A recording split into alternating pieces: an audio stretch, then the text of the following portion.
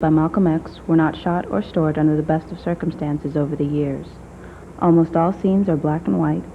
Some are not up to current standards of video or audio quality, but were too important to omit. There's no such thing as freedom in this country for a black man. There's no such thing as justice in this country for a black man. And there's no such thing as equality in this country for a black man. This is a white man's country. He don't have to worry about us integrating with him. We don't want to be around that old pale thing. We never initiate any violence upon anyone. But if anyone attacks us, we reserve the right to defend ourselves. We're nonviolent with people who are nonviolent with us. But we are not nonviolent with anyone who is violent with us. Don't blame a cracker in Georgia for your injustices. The government is responsible for the injustices. The government can bring these injustices to halt. When you're in your own nation, in your own land, you're in a position to get justice. But when you're in another man's country, in another man's land, under another man's flag, and under another man's government, and under another man's court system, you have to look to that other man for justice, and you'll never get it.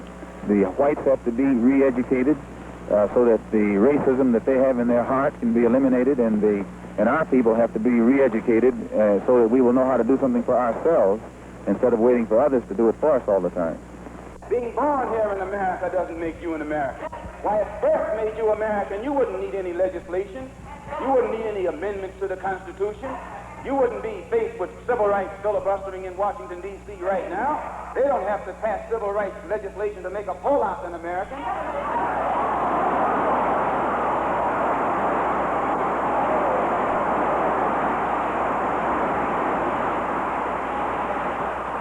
No, I'm not an American. I'm one of the 22 million black people who are the victims of Americanism.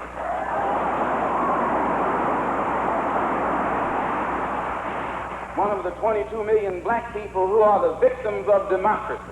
Nothing but disguised hypocrisy.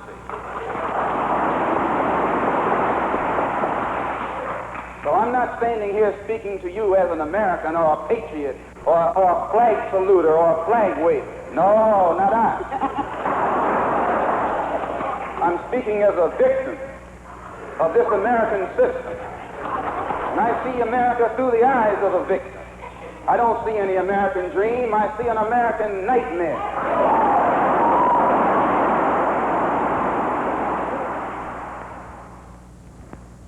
What is your real name?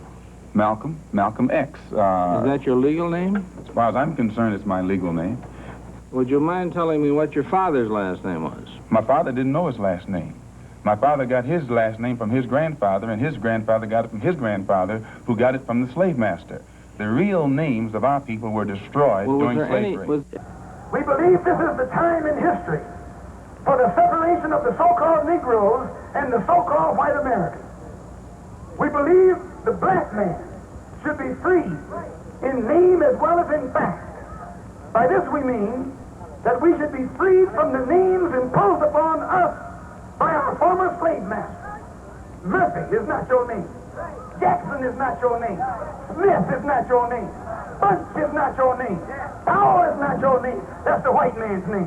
Those names go with blue-eyed people. Those names go with blonde-haired people. Those names are not for black people. Your names come from the East. You came from the East. You should have some good names, some holy names, some names that don't connect you with the white man, but names that connect you with God. Not names that connect you with the devil, but names that connect you with God. Like Hassan, Sharif, Rahman, Rahim, Hussein, Lumumba, Kenyatta, and Nkrumah, Nyeri. Good names. Those names give you honor. When you walk around here saying your name is Murphy and Johnson and Jackson and that kind of crap, why, you don't do nothing but honor the white man. You let the world know who owns your grandfather. When you say it's Smith, that means some old white man named Smith owned your grandfather. And that's where you got your name. Names which identified him as being the slave master's slave. We believe that if we are free indeed, we should go in our own people's names, the black people of the earth.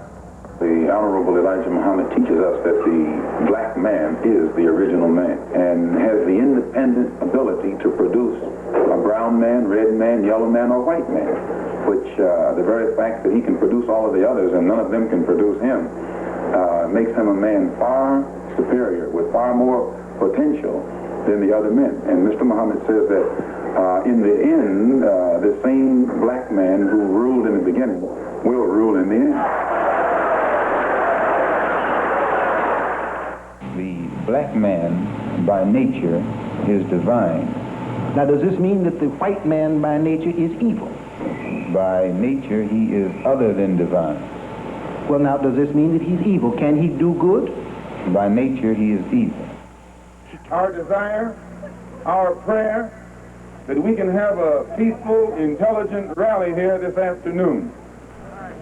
But at the same time, we see that they have surrounded us with many of their own agents in uniform and out of uniform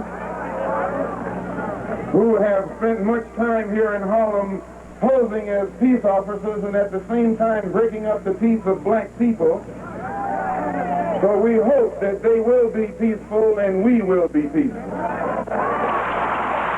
Those of you who think that we are here to tell you to love the white man, you have come to the wrong place. And those of you who think that you perhaps came here to hear us tell you to turn the other cheek to the brutality of the white man, I say again, you came to the wrong place.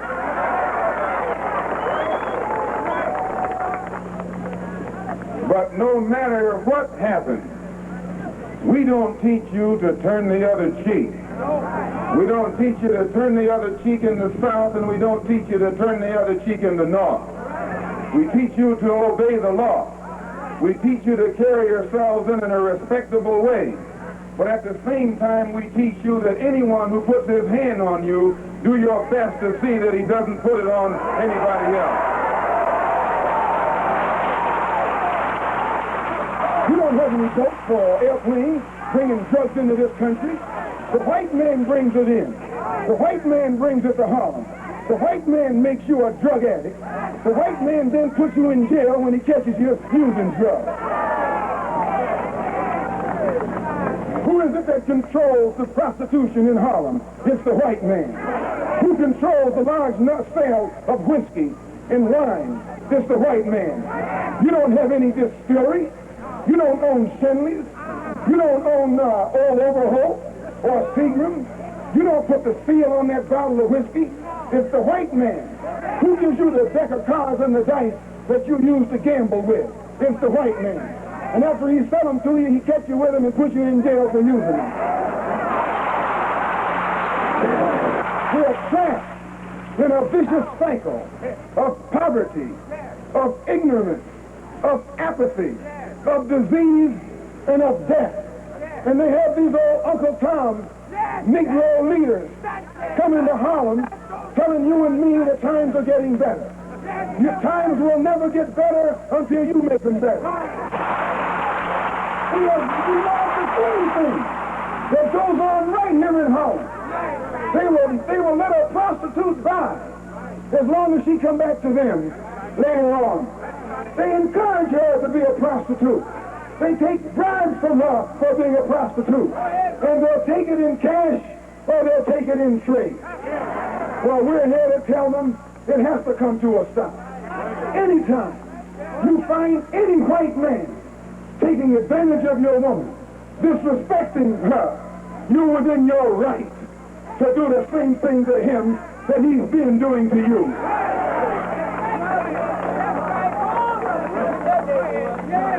You can't take a white woman in a white neighborhood. You can't grab a white woman in a white neighborhood. You can't even walk through a white neighborhood with a white woman. Why, what do you look like letting this blue-eyed thing walk around here with our women? Comes to biting the enemy of America, you'll bite just like that. Whether he tell you to bite in Korea or bite in Berlin or bite in the South Pacific. As soon as he says stick 'em, you'll bite anybody he point the finger at. But right here in this country, right in this country, under your nose, with two-legged white dogs, sticking four-legged dogs on your and my mother. You and I don't know how to fight. Sticking dogs on your and my sister, and you and I don't know how to fight. Sticking dogs on our children and dogs on our babies, and you don't know how to fight.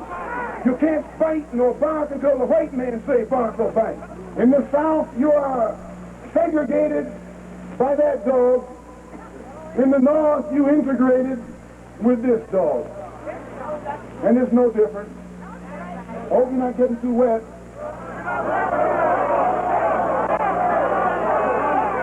Well, the dog is their best friend. The dog is their closest relative. They got the same kind of hair, the same kind of skin, and the same kind of smell. Oh, yeah.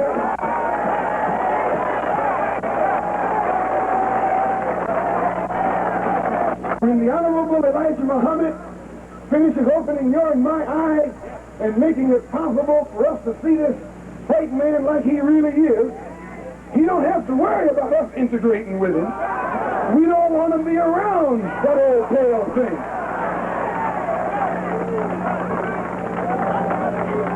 We don't want to be around that old pale thing.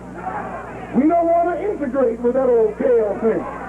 We don't want to sleep next to that old pale thing. So we can do without him. You find that old pale thing laying out in the sun, trying to get to look like you. That old pale thing.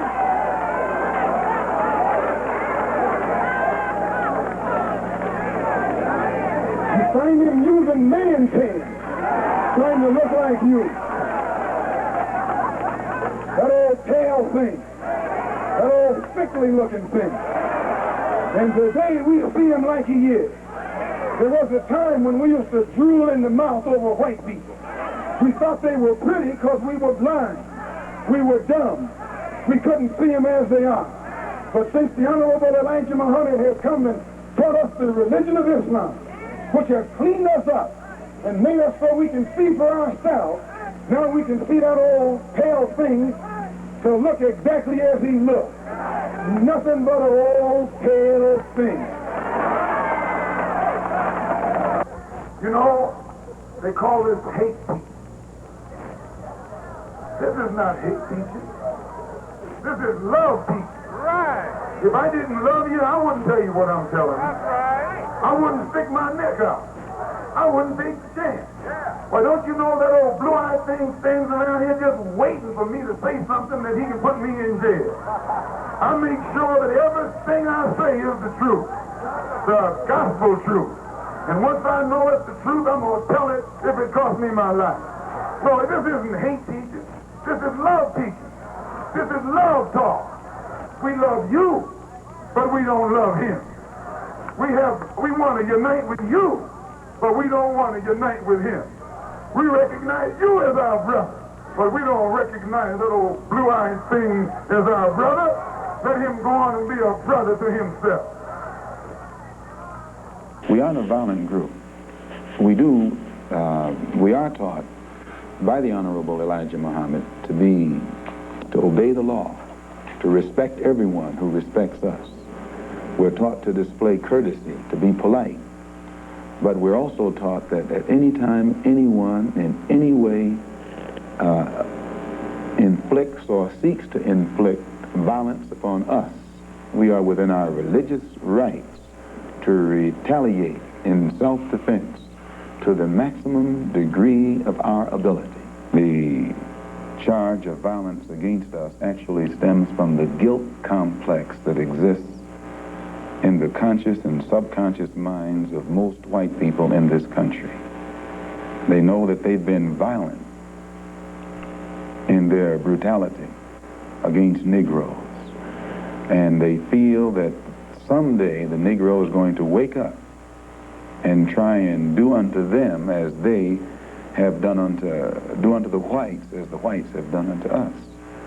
The Muslims who have accepted the religion of Islam and follow the religious guidance of the Honorable Elijah Muhammad have never bombed any churches, have never murdered any little girls, as was done in Birmingham, have never lynched anybody, have never at any time been guilty of initiating any aggressive acts of violence during the entire 33 years or more that the Honorable Elijah Muhammad has been teaching us. We never initiate any violence upon anyone. But if anyone attacks us, we reserve the right to defend ourselves. So to accuse us of being violent is like accusing a man who is being lynched, who is being hung on a tree, simply because he struggles vigorously against his lyncher. The victim is accused of violence, but the lyncher is never accused of violence. And I only point this out because the various racist groups that are set up in this country by whites and who have actually practiced violence against blacks for 400 years are never associated or identified or made synonymous with the term violence. But whites speak of Muslims almost synonymously with violence. Whenever Muslims are mentioned by them, violence is brought up. But it's not connected with any other group. This is a sort of a propaganda tactic, or what I would call psychological warfare, to in some way make the image of the Muslims in this country be a violent image rather than a religious image. I think you'll find, sir, that there will come a time when black people wake up and become intellectually independent enough to think for themselves, as other humans are intellectually independent enough to think for themselves. Then the black man will think like a black man, and he will feel for other black people. And this new thinking and feeling will cause black people to stick together. And then at that point, you'll have a situation where when you attack one black man, you are attacking all black men. And this type of black thinking will cause all black people to stick together. And this type of thinking also will bring an end to the brutality inflicted upon black people by white people. And it is the only thing that will bring an end to it. No federal court, state court, or city court will bring an end to it. It's something that the black man has to bring an end to himself. You say then that the United States is not the black man's country. Definitely American not. laws No, are no. not black man's laws. No. So American laws are not the black man's laws. Well, the laws here in America were made by white people for the benefit of white people.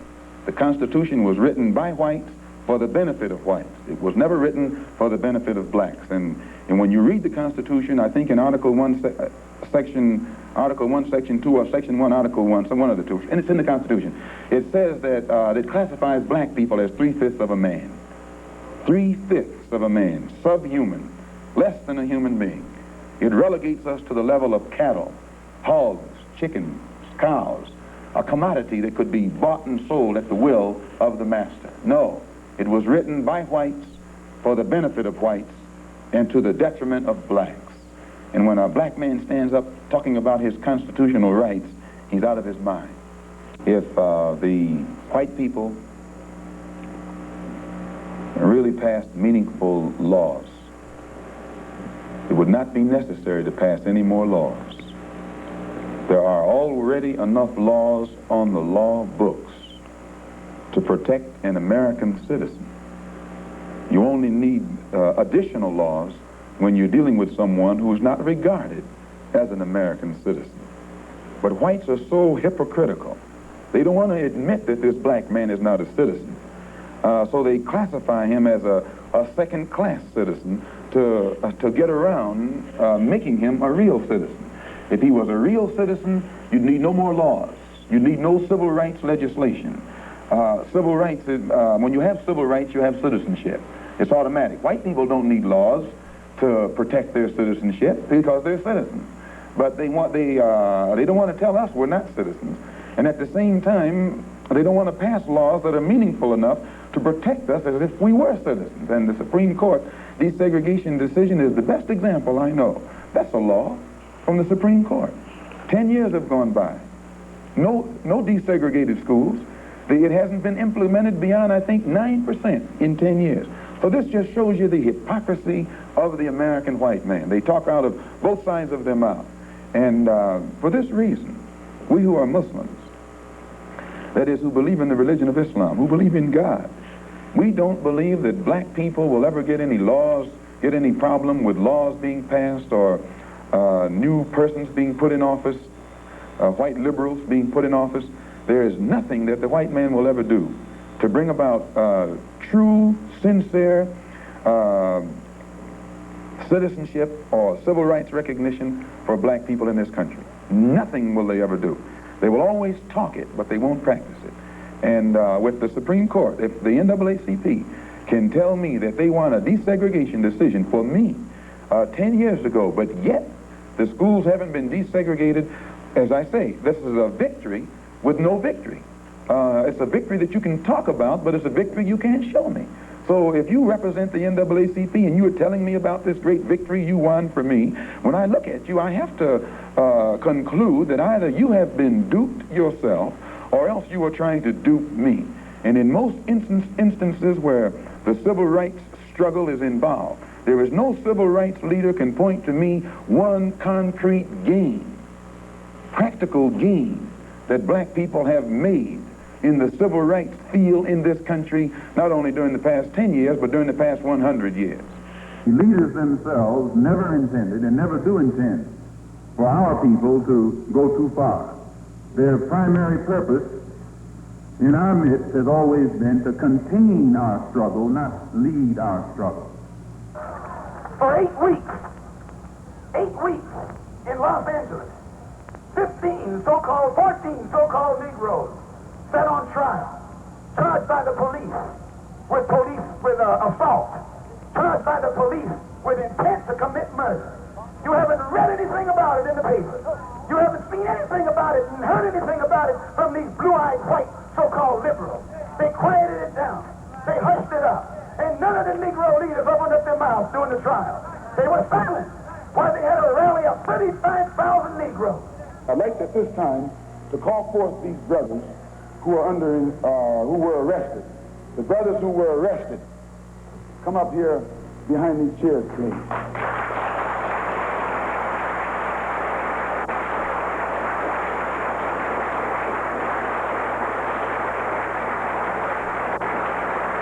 The officer made one stay at the rear of the car and the other go to the front of the car. And while he was taking the one to the front of the car, the polite attitude, the humble air, the submissive, intelligent, peaceful spirit that he unexpectedly found in this Negro infuriated him. And he began to, he told the brother, put down your hands. Brother was talking, he's not a criminal. A man has a right on the sidewalk to talk with his hand. Put down your hand, don't talk with your hand. And when the brother continued to gesture with his hand, the officer grabbed his hand, twisted it around behind his back, flung him up against the car, and then that's when hell broke loose. That was when hell broke loose. A struggle ensued. Shots were fired by the police and by a Negro door shaker.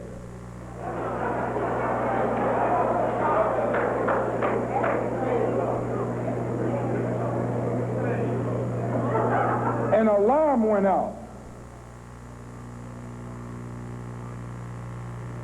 When the alarm went out, instead of the police going to the place where the incident occurred, the police went 1 block away to the temple. When they arrived there, they got out of their cars with their guns smoking. You would have thought it was Wyatt, what his name? Wyatt Earp. I'm telling you, they came out of those cars, and we have enough witnesses to hang them with their guns smoking. Chief Parker knows this, Mayor Yorty knows this, and every police official in the city knows that. They didn't fire no warning shots in the air.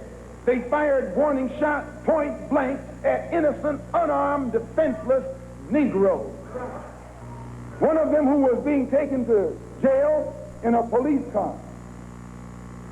As the ambulance sirens were coming to the place, one of the policemen said to the other, "What are the ambulances rushing for?" "Nothing but some niggers." So he looked in and saw the Muslim brother sitting beside him, and he said, and he shut up. But after he got to the jail, the same officer that said this turned to the brother and said, "I hope that you didn't get offended by what I said back there under the heat of emotion, because some of my best friends are colored." This is what he said. That's his password. "Some of my best friends are colored." Brother Arthur here was shot 1/4 of an inch from his heart. Let me tell you something, and I'll tell you why you say we hate white people. We don't hate anybody. We love our own people so much they think we hate the ones who are inflicting injustice against them. So the only way we're going to get some of this oppression and exploitation away from us or aside from us is come together against the common enemy.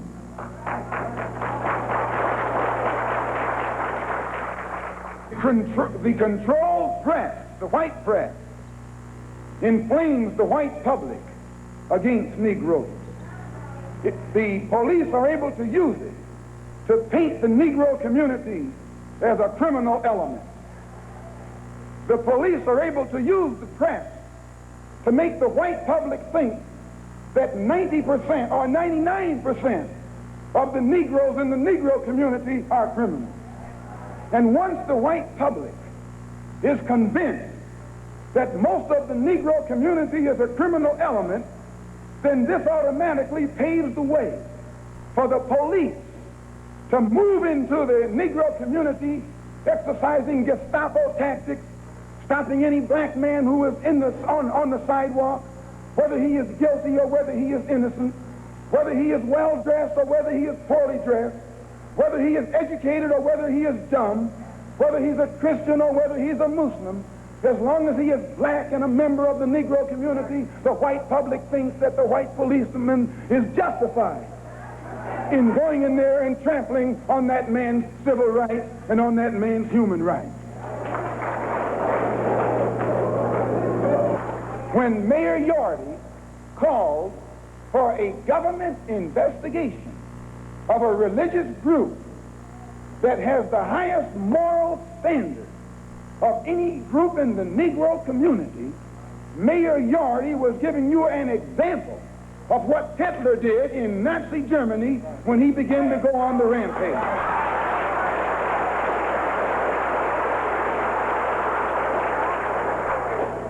Let us remember that we are not brutalized because we're Baptist.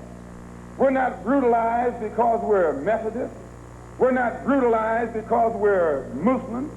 We're not brutalized because we're Catholic. We're brutalized because we are black people in America. When someone comes at you with a club, when someone comes at you with a rope, when someone comes at you with a gun, despite the fact that you've done nothing, he tells you, suffer peacefully. Pray for those who use you despitefully. Be long-suffering. And how long can you suffer after suffering for 400 years? We are peaceful people. We are loving people. We love everybody who loves us. But we don't love anybody who doesn't love us. We're nonviolent with people who are nonviolent with us. But we are not nonviolent with anyone who is violent with us. We recognize and respect American citizens as independent people, and we respect their laws which govern the nation. And is it true? We don't love any white man, but we respect his law. We obey his law. You won't find us pretending to love them. They're not worthy of our love. But we respect their law. We respect their flag. We respect their government. We don't believe in it, but we respect it. We respect authority. We respect those who have positions of authority. But that doesn't mean we have to love those people or like those people or trust those people. They are not worthy of our trust. And they are not worthy of our love. And they won't get our love. Malcolm, some more controversial remarks was a call for black people to get rifles and form rifle clubs some time back. Do you still favor that for self-defense? I don't see why that should be controversial. I think that if white people found themselves the victim of the same kind of brutality that black people in this country face, and they saw that the government was either unwilling or unable to protect them, that the intelligence on the part of the whites would make them get some rifles and shotguns and protect themselves. Now, Negroes are developing some kind of intellectual maturity too, and they can see that by having waited upon the government to protect them has been a weight that has been in vain. So any of them who live in areas where the government is not able to do its job, then we do have to get together and do a job of protecting ourselves. We want every black man and woman to have freedom, the freedom to accept or reject being separated from the slave master's children and establish a land of our own. And that's what he says. Give all of us freedom of choice. First, give every one of the 20 million black people in this country an opportunity to hear the truth. Let them be taught the truth about the white man and the truth about the black man. Let them be taught the truth about God and the truth about the devil. Let them be taught the truth about heaven and the truth about hell. And once they know the truth, then give them a chance to make a decision. But don't take this poor, dumb, deaf and blind, ignorant, brainwashed, so-called Negro and ask him what he wants. He doesn't know what he wants. And because he doesn't know what he wants, he tries to integrate with a blue-eyed wolf. Don't you know anytime you see some sheep trying to integrate with wolves, those sheep are sick. Those sheep are out of their mind. And a sheep got more chance with a wolf than you got integrated with a white man. Why, a wolf can't be as hard on a sheep as the white man has been on you here in America. I'd like to ask a question in that regard. What's interesting is that members of the Nation of Islam have not used violence even when black Americans were attacked. How do you account for this? Does this in any way contradict some of the basic premises of your movement? I don't know how you mean. Well, you maintain, for example, that you will not, or that you should not use violence unless you are attacked by the white man. And I think we can note in the last several years, certainly, dozens and dozens and dozens of instances in which Negroes have been attacked, killed in some instances. You mean in these demonstrations? These demonstrations and the bombings, for example, recently in Birmingham, where they killed 4 little Negro girls. And what interests me is the fact is that the Nation of Islam has not done anything to retaliate. I think you should be happy. The important thing is, does your lack of action contradict any of your basic principles? I'll explain it. You should be happy that Muslims who follow the Honorable Elijah Muhammad, number one, don't believe in any form of integration, and who believe that every mention of the word integration by whites, whether it be from the mouth of Kennedy on down to the mouth of the lowest, raggediest white liberal in the street who is beatnik-like involving himself in these integration efforts, if we believed in it, we would integrate, and we would fight anybody who got in our way or made any effort whatsoever to stop us from integrating.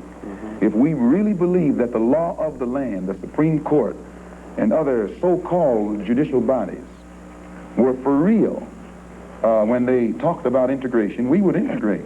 And knowing that the law was on our side, and any effort we made to demonstrate toward integration, why, we would know the law should be on our side, if it's the law of the land. If it is the law of the land, then the demonstrators are within the law, and the discriminators are against the law. But to show you the hypocrisy of the law, when Negroes demonstrate for integration, instead of arresting the discriminators, the law arrests the demonstrators. So this is a foolish move on the part of Negroes. And when you foolishly get yourself involved with an enemy, then whatever comes upon you, that's your business. As Muslims, we believe that separation is the best way and the only sensible way, not integration. And but on the other hand, when we see our people being brutalized by white bigots, white racists, we think that they are foolish. to allow themselves to be beaten and brutalized and do nothing whatsoever to protect themselves. They are foolish. They should have the right to defend themselves against any attack made against them by anyone. If a dog is biting a black man, the black man should kill the dog. Whether the dog is a police dog, a hound dog, or any kind of dog. If a dog is sick on a black man, when that black man is doing nothing but trying to take advantage of what the government says is supposed to be his, then that black man should kill that dog or any two-legged dog who sicks the dog on him. I have no argument with Dr. Martin Luther King. He's doing the best he knows how. But what he's doing is out of style. It's out of date. And anybody who teaches Negroes today to turn the other cheek is actually committing a crime. When a criminal starts misusing me, I am going to use whatever necessary to get that criminal off my back. And the injustice that has been inflicted upon Negroes in this country by Uncle Sam is criminal. Don't blame a cracker in Georgia for your injustices. The government is responsible for the injustices.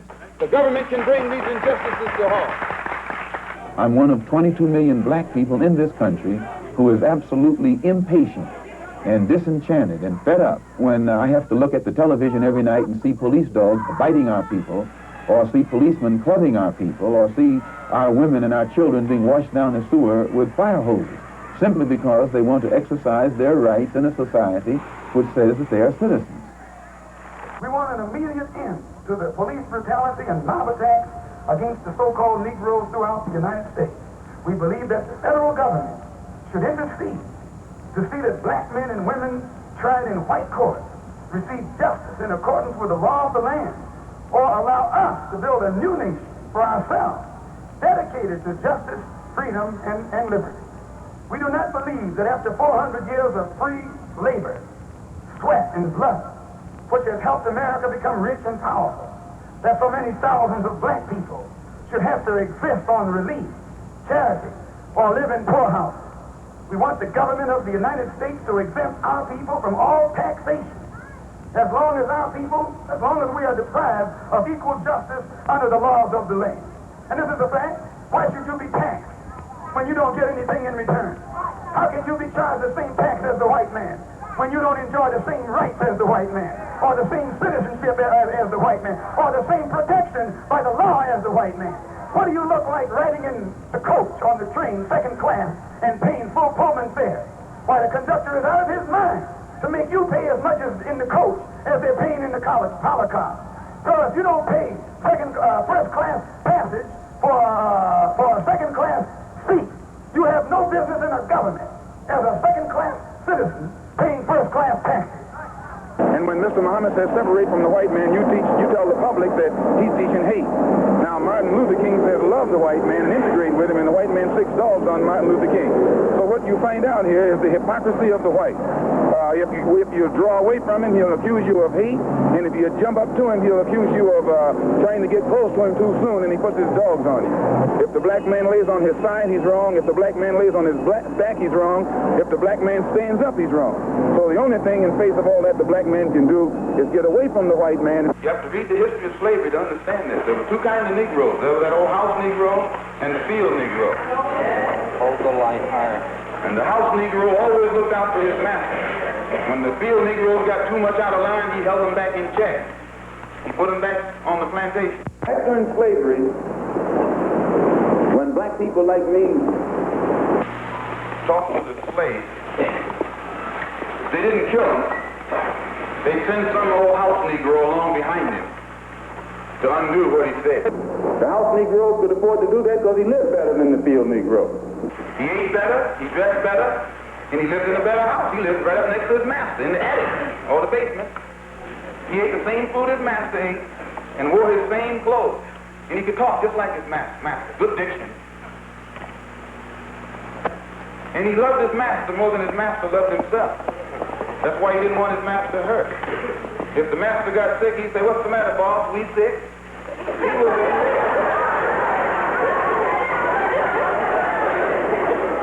When the master's house caught a fire, he'd try and put the fire out. He didn't want his master's house burned. He never wanted his master's property threatened. And he was more defensive of it than the master was. That was the house Negro. But then you had some field Negroes who lived in huts, had nothing to lose. They wore the worst kind of clothes, they ate the worst food, and they caught hell. They felt the sting of the lash. They hated their master. Oh, yes, they did. If the master got sick, they prayed that the master died. If the master's house caught a fire, they prayed for a strong wind to come along.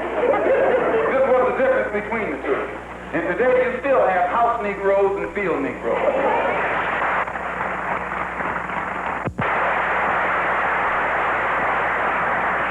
I'm a field Negro. If I can't live in the house as a human being, I'm praying for a wind to come along. If the master won't treat me right and he's sick, I'll tell the doctor to go in the other direction. But if all of us are going to live as human beings, as brothers, then I'm for a society of human beings that can practice brotherhood. The offer of integration is hypocritical and is made by those who are trying to deceive the black people into believing that they're 400-year-old open enemies of freedom, justice, and equality all of a sudden are their friends. Furthermore, we believe that such deception is intended to prevent black people from realizing that the time in history has arrived for the separation from the white people of this nation. Mr. Muhammad states, "Up, you mighty race. You can accomplish what you willed. Build your future on these foundations: freedom, justice, and equality." What is the definition of freedom, justice, and equality for the black man, and where and when is it to be attained? Well, take equality first. The Honorable Elijah Muhammad doesn't teach us to associate equality with whites. Equality has nothing to do with whites. We don't want to be equal with the white man. He's not the criteria or yardstick by which equality is measured. He's not in a position to tell us we are equal. It's not his right. It's not his to do. Equality, we want equality. We had equality before the white man was created. We had equality before the white man came into existence. And we want equality whether the white man is on this earth or not. Equality means the opportunity to develop all of our dormant potential, all of our dormant capability. And in developing this dormant capability, the right and the ability to stand on this earth on some land of our own and bring about a civilization and a society in which we will be completely independent, complete freedom to take care of the needs, to take care of the wants and the likes and the dislikes of our people, to establish our own nation, our own society, our own heaven, our own future. This is what we mean by freedom, by equality. And justice means as you sow, so shall you reap. If you do wrong, you'll get wrong in return. And if you do right, you'll get right in return. When you're in your own nation, in your own land, you're in a position to get justice. But when you're in another man's country, in another man's land, under another man's flag, and under another man's government, and under another man's court system, you have to look to that other man for justice, and you'll never get it. And Negroes in this country probably are authorities on that. Yeah. Let me return to the Nation of Islam per se, Minister, by raising a question which struck me as a result of reading some of Baldwin's work, namely The Fire Next Time. Baldwin pointed out that in Harlem for many years he had passed the street corners and the soapboxes and heard people speaking from these platforms who were known as black nationalists, and nobody was listening. And he said all of a sudden he realized that people were beginning to listen to the Muslim speakers on the street corners in Harlem. The message essentially was the same, but it was that now many, many people were listening to what this message was. And you pointed out that the Nation of Islam has been in the picture for about 33 years. What is it, in your judgment, that has caused this tremendous amount of support that the Nation of Islam has garnered in the Negro community in, say, the last 10 years? When you put a seed in the soil, it remains beneath the soil until the season changes. And atmospheric conditions bring about a seasonal change that makes that seed come up or crop grow in its appointed time. And all over this world today, God himself has brought about political changes, a political atmosphere, sociological, social atmosphere, economic atmosphere. These economic conditions, these political conditions and social conditions combine to bring about a situation that is making black people in America more receptive, their mind more fertile to the seed of truth that the Honorable Elijah Muhammad has been planting for 30-some years. And this is springing up today and causing our people to see and understand now what they couldn't see and understand before. What is the nature of this situation which is making black people more receptive? Well, you take in the past, say, 15 years, how the nations have emerged, dark nations have emerged in Africa. Prior to 10 years ago, most Negroes identified Africa with a savage, jungle-like place.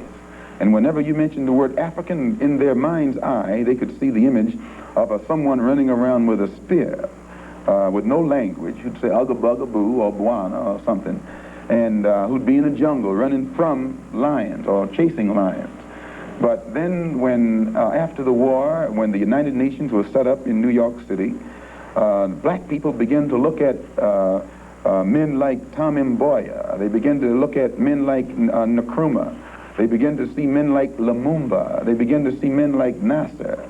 They began to see these Belawa and Azikwe, who could exchange intellectually with whites on an international level in a political form and hold their own. This made the black people in this country realize that what the Honorable Elijah Muhammad had been teaching all the time actually had substance.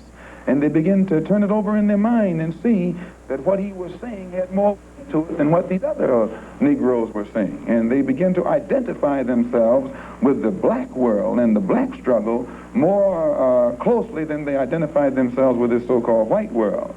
The black Muslim movement attracted the most militant young black people in this country. It's the most restless, the most impatient, and the most uncompromising. Black men and women were attracted to the black Muslim movement. But the movement itself, as it began to grow, actually was maneuvered into a vacuum. The government in Washington, I guess that's where it is, tried to label the black Muslim movement as political. It used the press, it maneuvered the press to project the black Muslim movement in an image that would enable the government itself to list it as political and therefore label it seditious and subversive and step in and stomp it out like it stomps out most bona fide freedom movements that appear in this country. It became a political hybrid in that it was more political than religious, but at the same time it didn't take part in politics. It didn't take part in the civil rights struggle. It took part in nothing that black people in this country was doing to correct conditions that existed in our community, other than it had a moral force, that it stopped our people from getting drunk and taking drugs and things of that sort, which is not enough. After you sober up, you're still poor. The main objective of the movement was land. But those in the movement were told that God would come and take them to that land. Well, for a time this was all right, but no visible means were ever detected by anyone in the movement that would enable us to see that a plan was afoot to make this objective materialize. It caused dissatisfaction. It caused dissension, which eventually developed division. We realized that we were black people in a white society, that we were black people in a racist society, We were black people in a society whose very political system was based and nourished upon racism, whose social system was a racist system, whose economic system was nourished with racism. We were black people who wanted to be religious, who wanted to practice brotherhood and all of that, who wanted to love everybody and all of that too. But at the same time, that was a dream, you know, as my good friend, the doctor, said. Sisters and brothers, I have a dream today.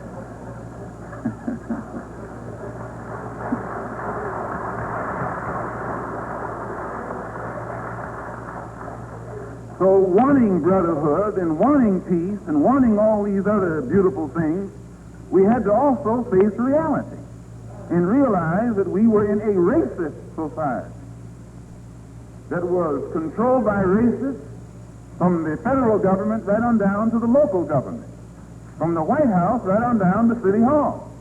Racism was what we were confronted by. So we knew that this was a problem that was beyond religion, and we formed another organization that was non-religious. And this organization was called the Organization of Afro-American Unity, or the OAAU. And we got the idea for it from travels and observation of the success that our brothers on the African continent were having in their struggle for freedom. It has been a well-known fact, though only in the form of rumor, that there has been a great deal of apprehension at my being out of the black Muslim movement on the part of the black Muslims themselves. And I had stated in a newspaper article about an effort to take my life back in January, and at that time the Muslims denied it. In fact, they tried to make it appear to my brother that I was insane. But on a program in Chicago called Hotline, moderated by Wesley South, John Ali, the national secretary, admitted, I think it was Wednesday or Thursday, one of these days last week, that they absolutely were going to kill me. Why are they threatening your life? Well, primarily because they're afraid that I will tell the real reason that that I'm out of the black Muslim movement, which I never told. I kept to myself. But the real reason is that Elijah Muhammad, the head of the movement, is the father of 8 children by 6 different teenage girls, 6 different teenage girls who were his private personal secretaries. 4 of them had 1 child apiece by him. 2 of them had 2 children, and one of those 2 is pregnant right now in Los Angeles, where they're his 3rd child. And the one who first made me aware of this was Wallace Muhammad, Mr. Muhammad's son. And it was their fear that if I remained in the black Muslim movement, and this came into the knowledge of his followers, that they would leave him and follow me. So a plan immediately was set in motion to take me down, put me out, and the statement that I allegedly made, or not that I allegedly made, I did make it, the statement that I made about Kennedy was used as a pretext to take me down. But in reality, it was because I had come to New York and told Joseph, the captain in New York, and the secretary and the minister in Boston about these children that Mr. Muhammad had. And it was that right there was the real reason for my being out of the movement. I'm a believer in the Honorable Elijah and follower of the Honorable Elijah Muhammad. I'm still a Muslim. My religion is Islam. I run into some obstacles in the nation of Islam, and I feel that I can best serve the Honorable Elijah Muhammad's purpose and program and carry into existence what I feel, I understand, concerning his objectives better on the outside than I can on the inside. And now that I have the independence of action, it's my intention to work with everybody or against everybody, whatever the case may be, to try and get some kind of immediate solution to the problems that are confronting our people. I still believe the best thing for us to do is go back home to Africa. But while we're getting ready to go back, we've got to eat now, we've got to sleep now, we have to have some clothes now, our children have to go to school, and we need someplace to work. So whatever kind of action program can be devised to get us the things that are ours by right, then I'm for that kind of action no matter what the action is.